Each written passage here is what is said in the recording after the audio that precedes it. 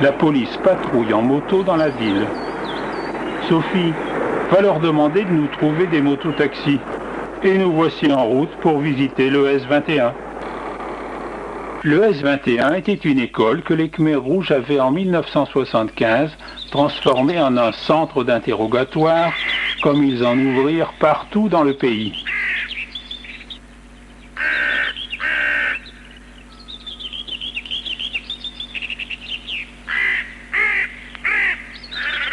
Des salles de classe furent transformées en cellules, dans lesquelles les suspects étaient enchaînés. D'autres salles devinrent des lieux de torture. Pendant 4 ans, on arrête des suspects, on les photographie, on les torture. Quand ils sont devenus méconnaissables, ils sont refotographiés. 20 000 personnes sont passées ici dans les mains des Khmers rouges, des hommes et des femmes, des vieux et des jeunes, des Cambodgiens et des étrangers. Ils furent victimes des tortionnaires de Pol Pot au nom d'une idéologie qui voulait rejeter le pays dans un système où il n'y aurait que des seigneurs et des esclaves.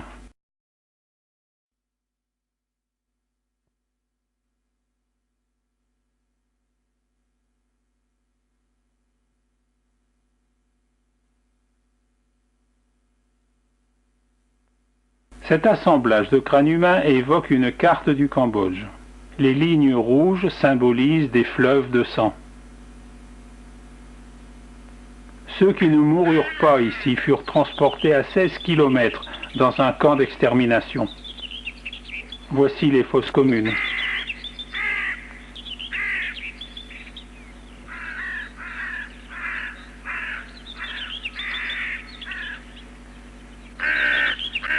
Suivant leur humeur, les bourreaux tuaient à coups de gourdin, décapités ou égorgés, procédé facile et économique. Un mausolée a été érigé pour rappeler que cet holocauste fit 3 millions de morts entre 1975 et 1990. Dans ce pays qui à l'époque comptait seulement 8 millions d'habitants. Les yeux de ces crânes ont vu l'horreur. Il semble dire à chaque visiteur, n'oublie pas, surtout ne nous oublie pas. Il a été question d'exhumer les milliers de cadavres encore ensevelis dans les fosses communes, d'y joindre les crânes exposés et par une gigantesque crémation collective permettre à ces martyrs de reposer en paix. Le roi Norodom Sihanouk a repoussé ce projet. Il veut qu'on se souvienne. Ce mausolée est là pour ça. 30 ans se sont écoulés. 10 dirigeants Khmers rouges sont encore vivants, dont 4 en prison. Le procès de l'homme qui dirigeait le S21 s'est ouvert en novembre 2007.